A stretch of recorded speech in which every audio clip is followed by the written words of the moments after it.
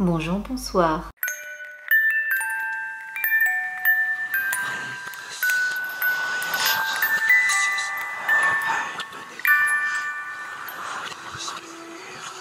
Hey, salut tout le monde et bienvenue aujourd'hui pour un nouveau trade horreur, donc sans perdre plus de temps, c'est parti. L'histoire que je vais vous raconter aujourd'hui est une histoire assez récente qui s'est déroulée durant l'été 2021. Nous avons un couple que nous allons renommer Nathan et Sacha qui ont décidé de partir en vacances dans le sud de la France. Ils sont partis en voiture pour arriver le 14 juillet à destination. Du coup, après être arrivés, ils décident d'aller directement au port de la ville pour admirer le feu d'artifice. Sachant que l'endroit allait être blindé, ils ont décidé de rester un petit peu en retrait pour s'adosser contre un mur, et ce 30 minutes avant le début du feu. La foule arrive petit à petit, mais Nathan remarque un type qui se trouve également en retrait lui aussi, alors que pour l'instant il n'y a pas encore beaucoup de monde.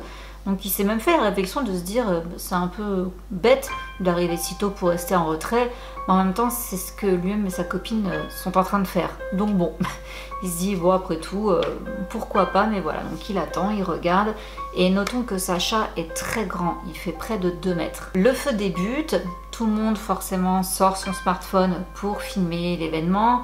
Et bon, lui, Nathan, vu qu'il est très grand, ça lui pose pas de problème de regarder au-dessus des gens, sauf que sa copine ne voit rien du tout. Du coup, il décide de se décaler pour chercher un endroit où elle aurait une meilleure visibilité. Et Nathan oublie donc le fameux type qu'il avait remarqué en se posant des questions, ce qu'il attend du monde, enfin voilà, il s'est un petit peu fait une histoire autour de ce type-là. Il trouve un endroit tranquille, le feu a duré assez longtemps, nous dit-il. Du coup, à un moment donné, il se lasse un petit peu, il commence à regarder autour de lui, regarder les gens qu'il y a, et il voit à nouveau le même type que tout à l'heure. Ce qui veut donc dire que il a bougé lui aussi. Sauf que ce qui est encore plus troublant, c'est que cet homme est en train de le filmer. Il a le flash en plein dans la tête, dirigé vers lui. Bon, sur le coup, Nathan se dit peut-être que c'est un journaliste local qui filme l'événement et les gens dans la foule, enfin...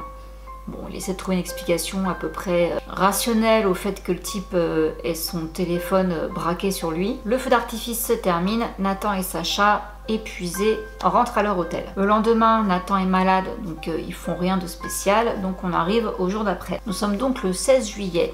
Nathan et Sacha décident d'aller faire des courses parce que dans leur petit appartement de location, il n'y a rien du tout. Le 17, Nathan va beaucoup mieux, du coup il décide avec sa copine d'aller enfin profiter de la journée et il décide de se rendre à la plage. Ils y restent de 13h environ jusqu'à 19h. Lui nage, sa copine préfère bronzer. Il admire les poissons, elle bouquine. Bref, chacun s'occupe un petit peu à sa façon. Et à 18h, ils sont à ce moment-là tous les deux posés sur leurs serviettes. Et Nathan demande donc à sa copine ça va ma chérie, est-ce que tu passes une bonne journée? Et elle lui répond par un petit oui hésitant. Nathan, ne voulant pas trop avoir d'embrouille, il se dit bon, on développera plus tard. Il rentre à l'appartement sur les coups de 19h20 et pendant le repas, donc Nathan demande à Sacha pourquoi tout à l'heure c'était un petit oui, qu'est-ce qui ne va pas? Et elle lui répond qu'elle s'est sentie gênée par un homme qui, au moment où Nathan est venu la rejoindre sur la serviette, a commencé à la fixer. Elle dit que c'est un pervers qui la matait et du coup elle n'était pas très à l'aise. Nathan naturellement la soutient, il lui dit mais est-ce qu'il est venu te parler, est-ce qu'il t'a abordé ou quoi? Elle dit non, il a commencé à me fixer quand tu es revenu me rejoindre à 18h sur la serviette. Il fait de son mieux pour la réconforter. Bref, le lendemain, le 18, rien de spécial à signaler, ils font des petites visites dans la ville, tout se passe très bien, ils adorent la région, les gens sont très agréables, journée au top. Le 19 juillet, il va se passer des petites choses un peu bizarres. Vu qu'il fait assez chaud, il décide d'aller à la plage aux alentours de 16h. Il passe donc un petit moment à la plage, sa copine n'arrête pas de lui demander de prendre des photos, voilà. Et par la même occasion, Nathan en profite pour envoyer des SMS à ses amis. Bref, en gros, il partage ses vacances avec son entourage. Il rentre se doucher, se changer, ils se font un petit resto, une petite pizzeria. Le lendemain, ils vont encore à la plage et comme cette fois-ci, ils n'iront pas dîner au restaurant le soir, ils décident de rester plus longtemps sur la plage. Et là, ils sont tous les deux sur leurs serviettes.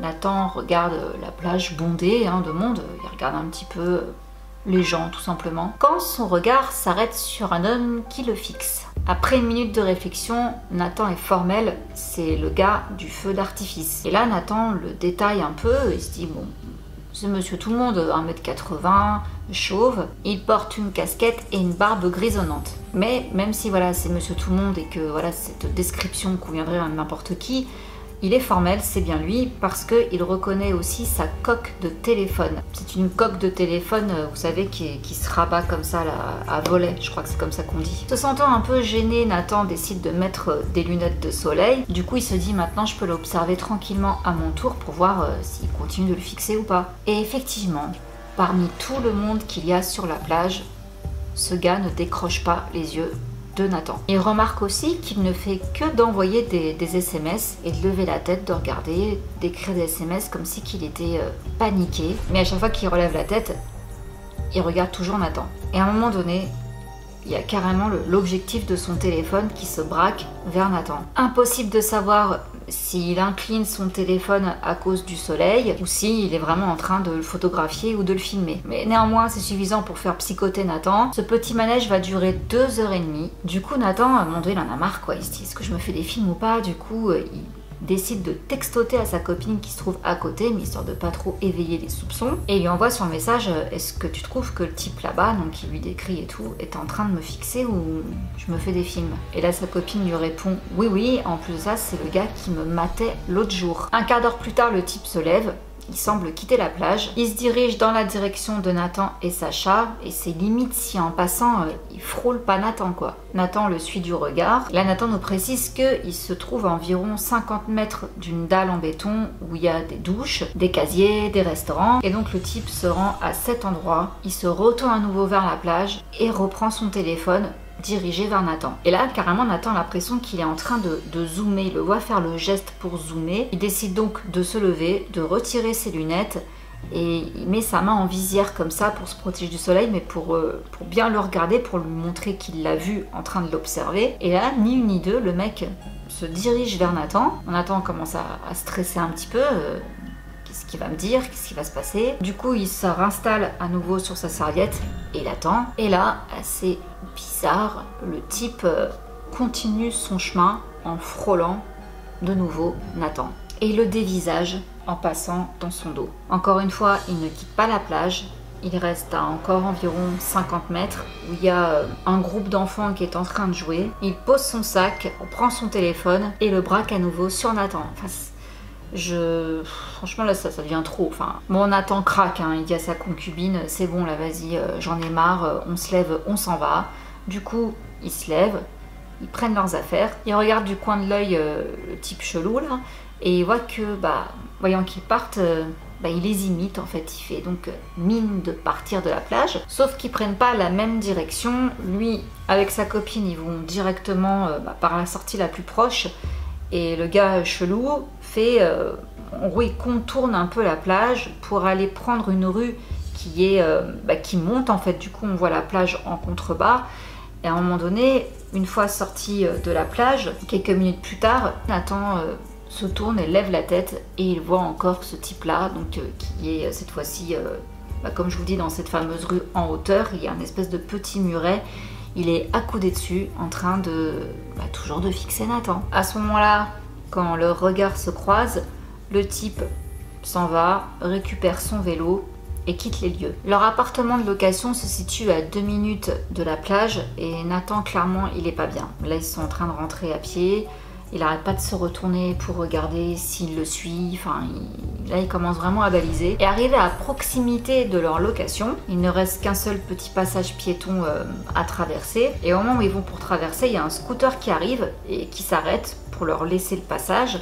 À ce moment-là, Nathan me dit qu'il y a un espèce de eye contact avec le chauffeur. Et là, il dit que l'homme sur le scooter ressemble comme 2 gouttes d'eau au type de la plage, sauf que lui, il a des cheveux. Et là, il tique sur un autre détail, c'est que le bruit de ce scooter, en fait, il a un bruit particulier. Également, l'odeur qui dégage. Il a une espèce d'odeur d'huile et une peinture blanche-rouge que Nathan avait déjà remarqué, et ça depuis donc quelques jours. Il traverse.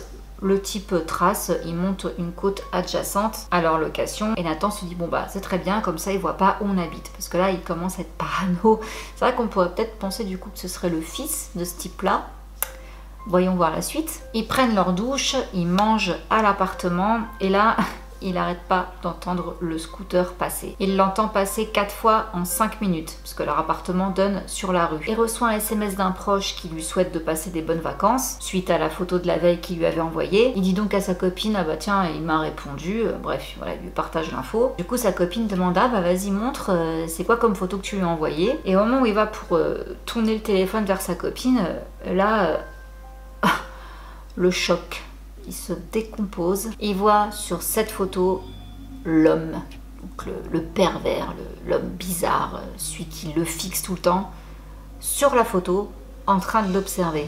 Genre son regard tourné vers lui, quoi. Du coup, il commence à aller squeezer vers toutes les photos qu'ils ont prises avec sa copine. Et le gars est présent sur presque toutes les photos. Il y a même une photo où il semble le photographier. Nathan montre immédiatement les photos à sa copine en lui expliquant, en lui montrant, et là tous les deux sont littéralement choqués. Sur les coups de 21h, ils décident d'aller se balader. Il va rien du tout se passer, mais juste pour vous dire qu'à ce moment-là, Nathan carrément sort avec un couteau sur lui. C'est un détail important parce que d'après le thread que j'ai lu, Nathan nous dit vraiment que cette histoire l'a profondément bouleversé. Il s'est vraiment senti très mal, très parano, à juste titre, j'ai envie de dire, et il s'est vraiment senti en danger en fait. Le lendemain, il se passe pas vraiment grand chose, mais ils vont à nouveau croiser ce scooter, et au moment où ils se retrouvent dans une rue piétonne, le conducteur du scooter l'interpelle, il leur demande s'ils sont du coin, il veut leur demander une adresse où il doit se rendre en fait. Et là Nathan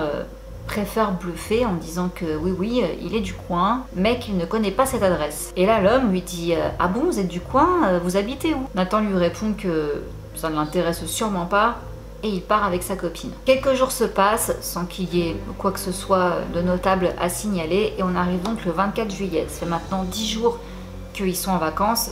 C'est le jour du départ. Il se réveille donc à 4h du matin. Il déjeune rapidement et se prépare. À 4h30, Nathan descend pour charger la voiture pendant que sa copine nettoie l'appartement. Il fait donc nuit noire. La voiture est garée juste en face de l'appartement. Nathan fait 2 allers-retours pour remplir la voiture et il remarque à une vingtaine de mètres un SDF qui se trouve sur un banc public. Du moins, il pense que c'est un SDF. Il voit la silhouette de quelqu'un. Il recommence à paniquer, mais il essaie quand même de se raisonner un petit peu. En vain, hein. Donc il verrouille sa voiture, il remonte dans l'appartement, il prend un couteau. Sa copine est prête, du coup ils prennent leurs dernières affaires, ils quittent l'appartement en le fermant à clé, ils descendent, ils déposent les clés dans la boîte prévue à cet effet, et là ils se dirigent vite vers la voiture, et dès qu'ils sont dedans, Nathan verrouille toutes les portes. Sa copine s'exaspère un petit peu, elle me dit que c'est bon quoi, ça devient limite obsessionnel, parce que oui, du coup Nathan a exigé à ce qu'il dorme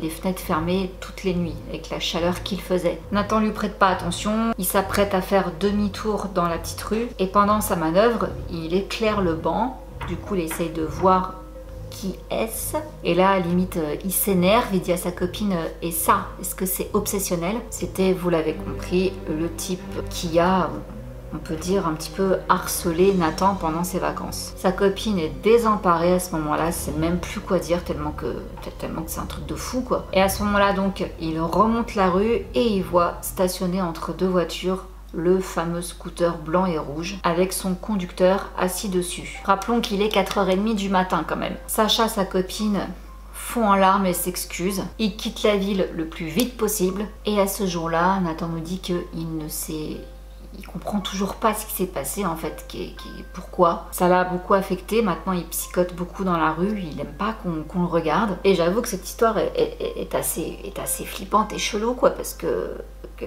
je comprends pas en fait le but dans tout ça. Pour moi c'était le père et le fils, hein, les deux. Mais quel était le projet en fait?